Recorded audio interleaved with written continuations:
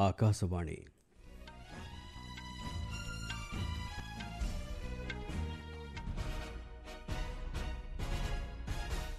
संवाद पढ़ुछंती चंदन घोष।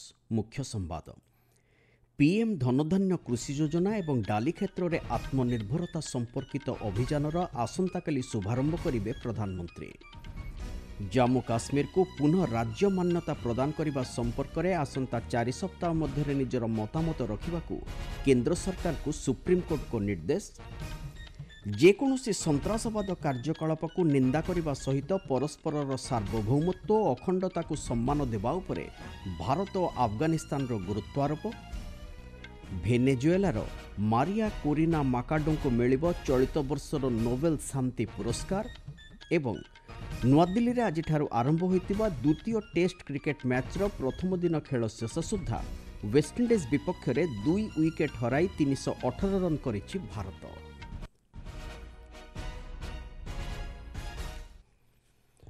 प्रधानमंत्री नरेंद्र मोदी आसंताकाली नुआदिल्ली ठारे पीएम धनधान्य कृषि योजनार शुभारंभ करेंगे।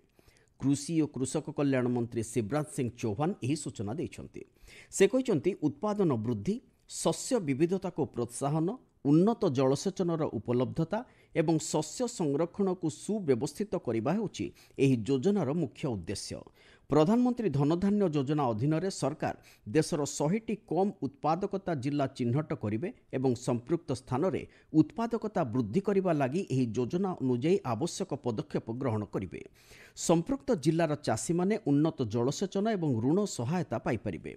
एही सब जिलार उत्पादकता को जातीय हाराहारी स्तर को वृद्धि करा जाई पारिले सामग्रिक जातीय स्तरीय उत्पादन एवं चाषी आय वृद्धि होई परिबो बोली कृषि मंत्री कहिसंते। हमने ये तय किया है कि कम उत्पादकता वाले जिले छांटे जाएं और उनमें कुछ विशेष प्रयत्न किए जाएं उत्पादकता बढ़ाने के। अगर कम उत्पादकता वाले जिलों को हम राष्ट्रीय औसत पर भी ले आए, नेशनल एवरेज पर, तो देश का कुल उत्पादन बढ़ जाएगा, हमारी जरूरतें भी पूरी होगी और उनकी आय भी बढ़ेगी, क्योंकि उत्पादकता बढ़ेगी तो आय बढ़ेगी। ऐसे 100 जिले चयनित किए गए हैं जिन पर हम फोकस करेंगे।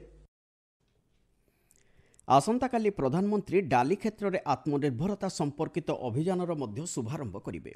ए संपर्क में सूचना दे कृषि और कृषक कल्याण मंत्री श्री चौहान कहिसंति देश वर्तमान गहम और चाउल उत्पादन में आत्मनिर्भर हो पारिछि, मात्र डाली क्षेत्र में भारत खूब शीघ्र आत्मनिर्भरता हासिल करिबो।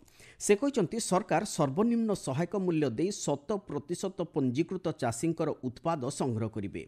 डाली आत्मनिर्भर मिशन अधीन रे सरकार एही उत्पादन एवं चाष जमी परिमाण को देशव्यापी वृद्धि करिवार लक्ष्य रखिचंती बोली श्री चौहान कहिसंती।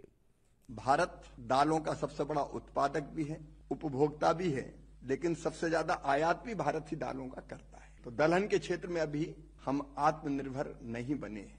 दालों में आत्मनिर्भरता प्राप्त करने के लिए दलहन मिशन कृषि और किसान कल्याण विभाग ने बनाया है। इस दलहन मिशन में हमारा लक्ष्य है 2030-31 तक हम दालों के क्षेत्रफल भी बढ़ाएंगे। ଏହି ଅବସରରେ ପ୍ରଧାନମନ୍ତ୍ରୀ କୃଷି କ୍ଷେତ୍ରକୁ ନିଜର ଉଲ୍ଲେଖନୀୟ ଅବଦାନ ଲାଗି କୃତି ଚାଷୀ, କୃଷକ ଉତ୍ପାଦକ ସଂଗଠକ, ସମବାୟ ସମିତି ଏବଂ ନବସୃଜକମାନଙ୍କୁ ସମ୍ବର୍ଦ୍ଧିତ କରିବେ।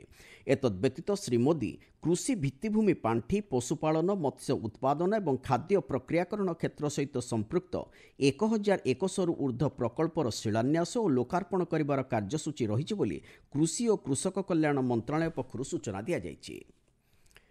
केन्द्रशासित अंचल जम्मू काश्मीर को पुनः राज्य मान्यता प्रदान करने संपर्कित अनेक गुड़िए मामलार विचार करी आसंता 4 सप्ताह मध्य निजर मतामत रखा सर्वोच्च अदालत केन्द्र सरकार को निर्देश देइछन्ति। प्रधान विचारपति जस्टिस BR गवाई और जस्टिस के विनोद चंद्रन को नहीं गठित बेंच यही निर्देश देइछन्ति। केन्द्र सरकार पक्षर अदालत रे निजर पक्ष रखी सॉलिसिटर जनरल तुषार मेहटा कहिसंति जम्मू काश्मीर रे उल्लेखनीय प्रगति परिलक्षित होईछि। सेठारे विधानसभा निर्वाचन शांति श्रृंखलार सह संपन्न होईछि बोली श्री मेहटा अदालत को अवगत कराइछन्ति। आपण माने संवाद सुनुचंती आकाशवाणी रो। चलित वर्ष एप्रिल 22 तारिख में होइथिबा पहलगाम सन्त्रासवाद आक्रमण को अफगानिस्तान दृढ़ निंदा करिथिबारु वैदेशिक व्यापार मंत्री डॉक्टर एस जयशंकर यहां स्वागत करछन्ते। ଡକ୍ଟର ଜୟଶଙ୍କର ଓ ତାଙ୍କର ଆଫଗାନ ପ୍ରତିପକ୍ଷ ମାଉଲାଇ ଆମିର ଖାନ୍ ମୁତାକ୍ୱିଙ୍କ ମଧ୍ୟରେ ଆଜି ନୂଆଦିଲ୍ଲୀଠାରେ ଅନୁଷ୍ଠିତ ଦ୍ୱିପକ୍ଷୀୟ ବୈଠକ ପରେ ଜାରି କରାଯାଇଥିବା ଏକ ମିଳିତ ବିବୃତ୍ତିରୁ ଏହି ସୂଚନା ମିଳିଛି। ମିଳିଥିବା ସୂଚନା ଅନୁଯାୟୀ ଯେକୌଣସି ଦେଶରୁ ସଂଗଠିତ ହେଉଥିବା ସନ୍ତାସବାଦର ସମସ୍ତ କାର୍ଯ୍ୟକଳାପକୁ ଉଭୟ ପକ୍ଷ ସର୍ବସମ୍ମତରେ ନିନ୍ଦା କରିଛନ୍ତି। ଭାରତ, ଆଫଗାନିସ୍ତାନ ଓ ଏହାର ସଂଲଗ୍ନ ଅଞ୍ଚଳରେ ଶାନ୍ତି, ସ୍ଥିରତା ଓ ଆପୋଷ ବିଶ୍ୱାସ ପ୍ରତିଷ୍ଠା ଉପରେ ଉଭୟ ନେତା ଗୁରୁତ୍ୱ ଆରୋପ କରିଛନ୍ତି। ଏତଦ୍ବ୍ୟତୀତ ପରସ୍ପରର ସାର୍ବଭୌମତ୍ୱ ଓ କ୍ଷେତ୍ରୀୟ ଅଖଣ୍ଡତାକୁ ସମ୍ମାନ ଦେବା ଉପରେ ମଧ୍ୟ ଉଭୟ ପକ୍ଷ ପ୍ରାଥମିକତା ଦେଇଛନ୍ତି। ଭାରତର ସୁରକ୍ଷା ପ୍ରତି ଥିବା ବିପଦକୁ ଆଫଗାନ ସରକାର ଅନୁଭବ କରିପାରିଥିବାରୁ ଡକ୍ଟର ଜୟଶଙ୍କର ଏହାର ପ୍ରଶଂସା କରିଛନ୍ତି। ଭାରତ ବିପକ୍ଷରେ ଷଡ଼ଯନ୍ତ୍ର ବା ଆକ୍ରମଣ କରିବା ଲାଗି କୌଣସି ସଂଗଠନ ବା ବ୍ୟକ୍ତିକୁ ଆଫଗାନିସ୍ତାନ ନିଜର ଅଞ୍ଚଳରେ ଅନୁମତି ଦେବ ନାହିଁ ବୋଲି ଶ୍ରୀ ମୁତାଉକି ନିଜର ପ୍ରତିବଦ୍ଧତା ଦୋହରାଇଛନ୍ତି। ନିକଟରେ ଆଫଗାନିସ୍ତାନର ନାନଗାରହାର ଓ କୁନାର ପ୍ରଦେଶରେ ଭୂମିକମ୍ପ ଯୋଗୁଁ ଅନେକ ଧନ ଜୀବନହାନି ହୋଇଥିବାରୁ ଡକ୍ଟର ଜୟଶଙ୍କର ସମବେଦନା ଜ୍ଞାପନ କରିଛନ୍ତି। ଏହି ବିପର୍ଯ୍ୟୟ ସମୟରେ ଭାରତ ପ୍ରଥମ ଦେଶ ଭାବେ ରିଲିଫ୍ ସାମଗ୍ରୀ ପହଞ୍ଚାଇଥିବାରୁ ଶ୍ରୀ ମୁତାକ୍ୱି ଏହାର ପ୍ରଶଂସା କରିଛନ୍ତି। ଆଫଗାନିସ୍ତାନକୁ ଭାରତର ମାନବୀୟ ସହାୟତା କାର୍ଯ୍ୟକ୍ରମର ଅଗ୍ରଗତି ସମ୍ପର୍କରେ ଦୁଇ ନେତା ଏହି ଅବସରରେ ସମୀକ୍ଷା କରିଛନ୍ତି। ଭେନେଜୁଏଲାର ମାରିଆ କୋରିନା ମାକାଡୋଙ୍କୁ 2025 ଲାଗି ନୋବେଲ ଶାନ୍ତି ପୁରସ୍କାର ପ୍ରଦାନ କରାଯିବ। ଭେନେଜୁଏଲାର ଜନସାଧାରଣଙ୍କ ଗଣତାନ୍ତ୍ରିକ ଅଧିକାର ବଜାୟ ରଖିବା ଦିଗରେ ସେ ଦେଶର ଲୌହ ମହିଳା ଭାବେ ପରିଚିତ ମାରିଆଙ୍କର ନିରନ୍ତର ପ୍ରୟାସ ଲାଗି ତାଙ୍କୁ ଏହି ପୁରସ୍କାର ଦିଆଯିବ।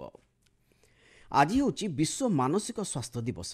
ମାନସିକ ସ୍ୱାସ୍ଥ୍ୟ ସମ୍ପର୍କିତ ସମସ୍ୟା ବିଷୟରେ ସଚେତନତା ସୃଷ୍ଟି କରିବା ଏବଂ ବିଶ୍ୱବ୍ୟାପୀ ମାନସିକ ସ୍ୱାସ୍ଥ୍ୟ ସେବାକୁ ପ୍ରୋତ୍ସାହିତ କରିବା ହେଉଛି ଆଜି ଦିବସ ପାଳନର ମୁଖ୍ୟ ଉଦ୍ଦେଶ୍ୟ।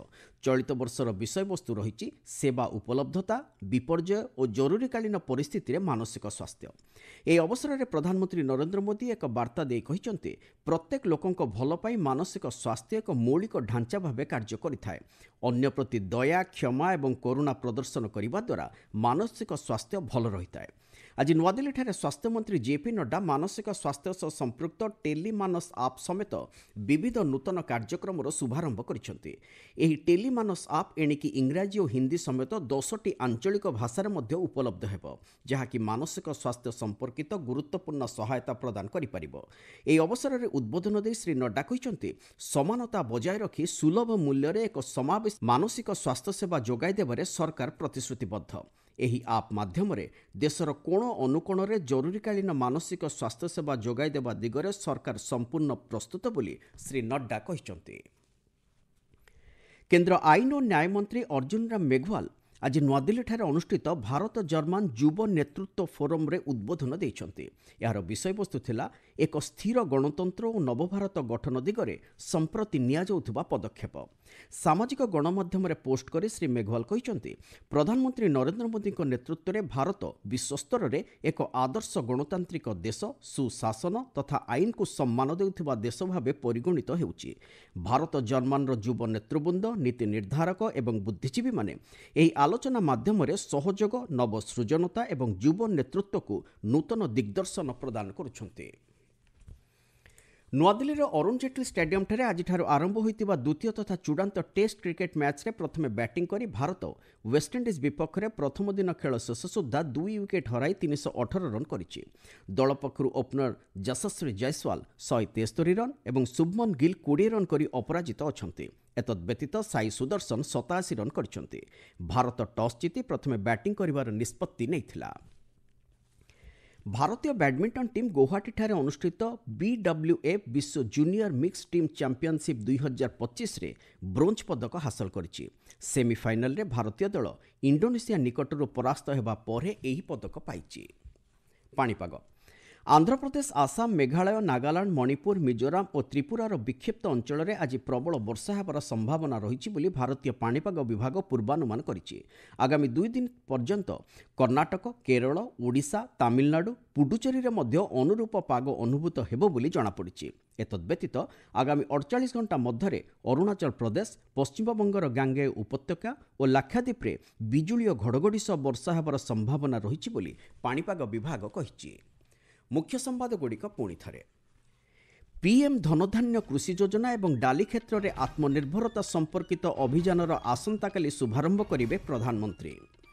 जम्मू काश्मीर को पुनः राज्य मान्यता प्रदान करने संपर्क में आसंता 4 सप्ताह मध्य निजर मतामत रखा केंद्र सरकार को सुप्रीम कोर्ट को निर्देश।